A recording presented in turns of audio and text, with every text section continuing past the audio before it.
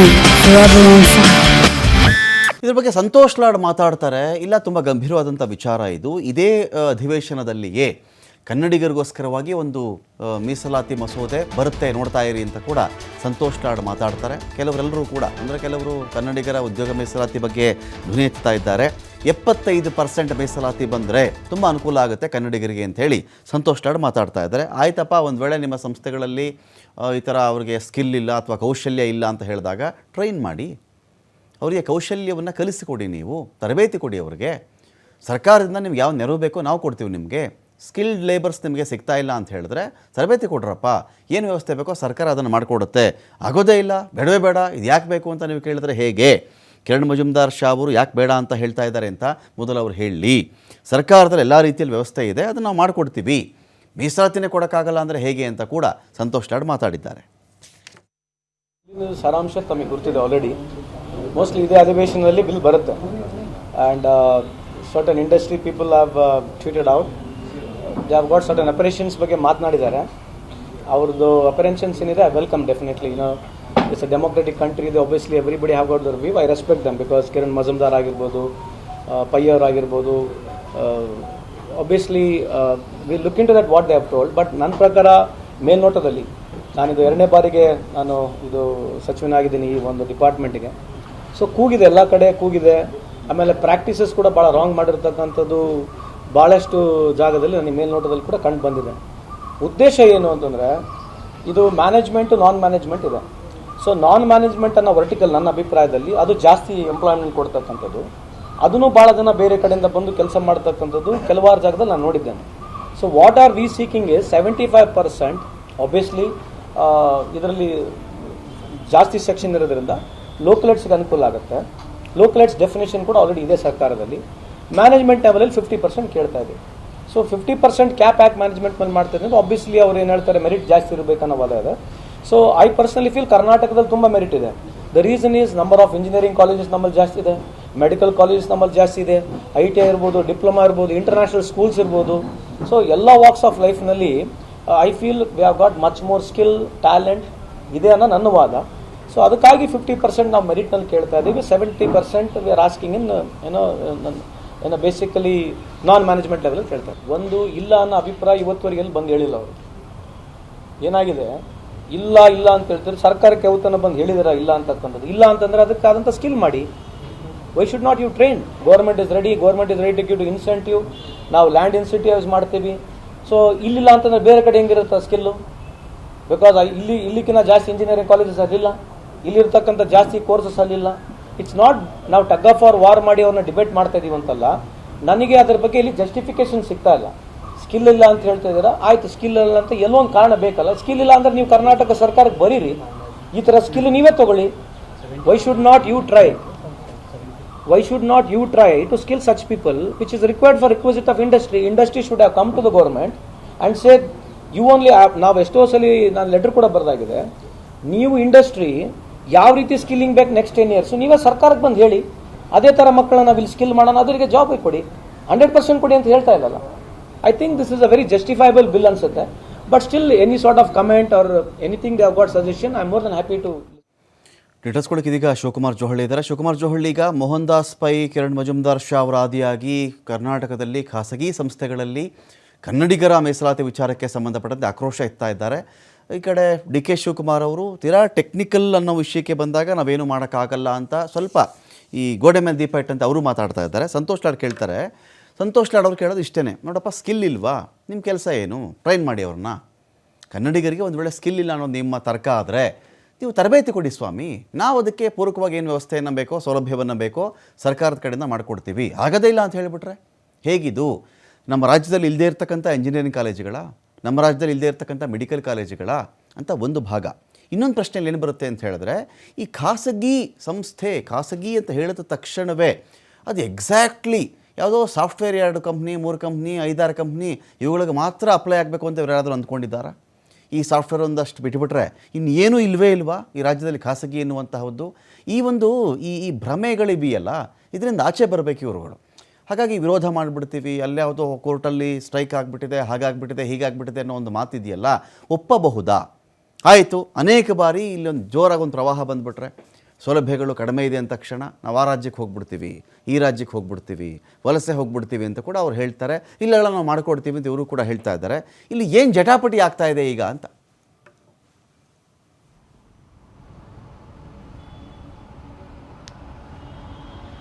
ರಮಕಾಂತ್, ಮಂಗಳವಾರ ನಡೆದಂತಹ ಸಚಿವ ಸಂಪುಟ ಸಭೆಯಲ್ಲಿ ಒಂದು ವಿಧೇಯಕವನ್ನು ತರಬೇಕು ಜಾರಿಗೆ ಅನ್ನುವಂಥ ಒಂದು ತೀರ್ಮಾನವನ್ನು ತೆಗೆದುಕೊಳ್ಳಲಾಗಿದೆ.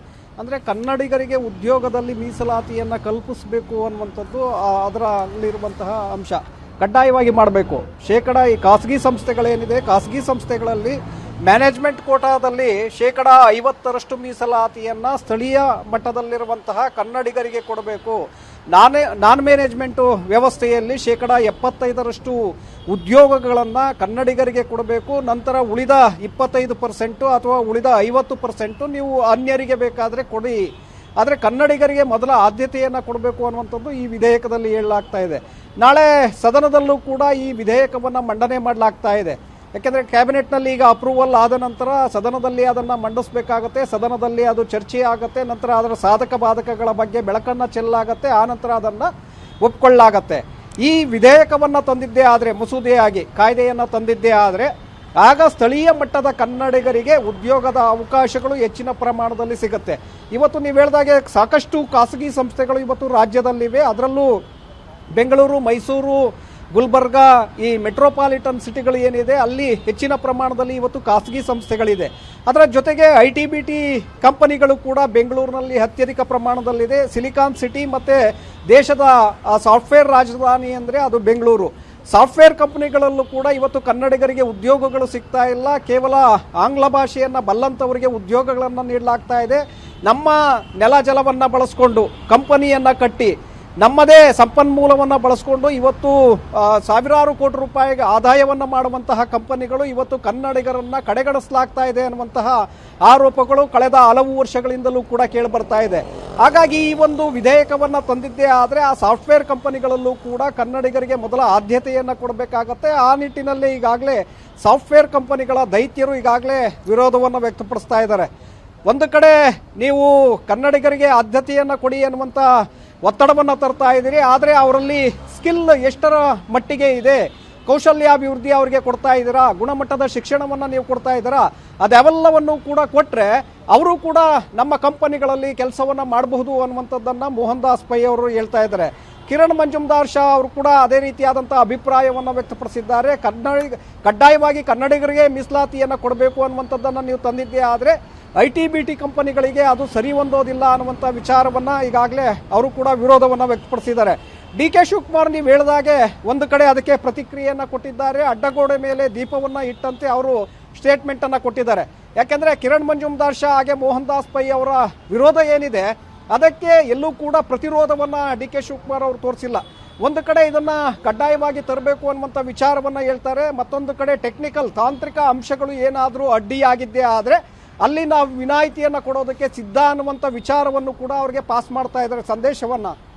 ಅಂದರೆ ಅಲ್ಲಿ ಇಂಗ್ಲೀಷು ಇದೆ, ಇಲ್ಲಿ ಇಂಗ್ಲೀಷ್ ಬಿಟ್ಟರು ಬೇರೆ ಯಾವುದಕ್ಕೂ ಬರೋದಿಲ್ಲ, ಇಲ್ಲಿ ಕನ್ನಡಿಗರು ಉದ್ಯೋಗವನ್ನು ಕೊಡೋದಕ್ಕೆ ಆಗೋದಿಲ್ಲ, ಹಾಗಾಗಿ ಬೇರೆ ಬೇರೆ ಕಡೆಗಳಿಂದ ನಾವು ಉದ್ಯೋಗಿಗಳನ್ನು ಇಲ್ಲಿ ಕರೆತರ್ತೇವೆ ಅಂತೇಳಿ ಏನಾದರೂ ತಾಂತ್ರಿಕ ಅಂಶಗಳನ್ನು ಅವ್ರು ಕೊಟ್ಟಿದ್ದೆ ಆದರೆ ಹೌದಪ್ಪ ನೀವು ಮಾಡ್ಕೊಳ್ಳಿ, ನಿಮ್ಮ ಸಂಸ್ಥೆಗೆ ನಾವು ಧಕ್ಕೆ ಮಾಡೋದಿಲ್ಲ ಅನ್ನುವಂಥದ್ದನ್ನು ನಾವು ಪರ್ಮಿಷನನ್ನು ಕೊಡ್ತೇವೆ ಅನ್ನುವಂಥದ್ದಿದೆ DK ಶಿವಕುಮಾರ್ ಅವರು ವಾದವನ್ನು ನೋಡಿದರೆ.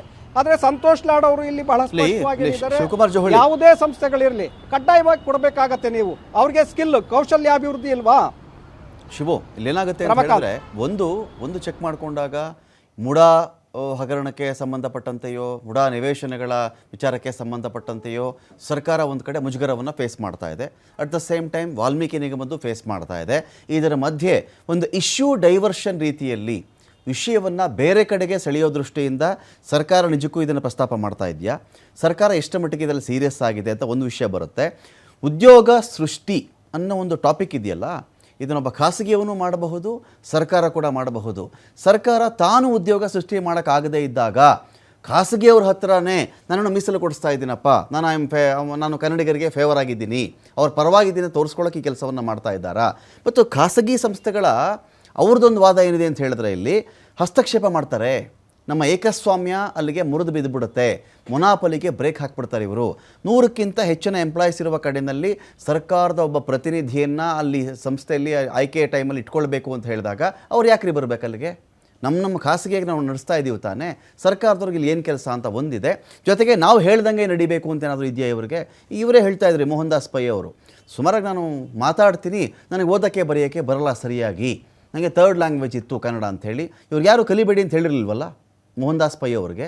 ಇಲ್ಲಿಯವರೇ ತಾನೇ ಅವರು ಇಲ್ಲಿ ಜೀವನ ಮಾಡಿದ್ದಾರೆ, ಸಂಸ್ಥೆ ಕಟ್ಟಿದ್ದಾರೆ, ಒಳ್ಳೆ ಹೆಸರು ಕೂಡ ಮಾಡಿದ್ದಾರೆ. ಅಂದರೆ ಕನ್ನಡ ಕಲಿಬಾರದು ಅಂತ ಯಾರೂ ಹೇಳಿಲ್ಲ. Point number 1. Point number 2, Kannada ಕಲಿತರೆ ಕೀಳರಿಮೆ ಅಂತೇನಾದರೂ ಇದೆಯಾ? ಈ ನೆಲದಲ್ಲಿ ನಾನಿದ್ದೀನಿ, ಇಲ್ಲಿ ವಾಸ ಮಾಡಿದ್ದೀನಿ, ಜೀವನ ಕಟ್ಕೊಂಡಿದ್ದೀನಿ, ಖ್ಯಾತಿ ತಂದು ಕೊಟ್ಟಿದ್ದೆ, ಸಂಸ್ಥೆ ಬೆಳೆಸಿದ್ದೀನಿ ಅಂತ ಹೇಳಿದಾಗ ಕನ್ನಡದ ಬಗ್ಗೆ ಬೇಕಾಗಿಲ್ಲ ನನ್ನ ಕನ್ನಡ, ನನಗೆ ಅದೆಲ್ಲ ಅಷ್ಟು ಬರಲ್ಲ, ನಾನೇನು ಮಾಡಲಿ ಇವಾಗ? ಇದು ದಾರ್ಷ್ಟ್ಯದ ಧೋರಣೆ ಆಗಲ್ವಾ ಅಂತ.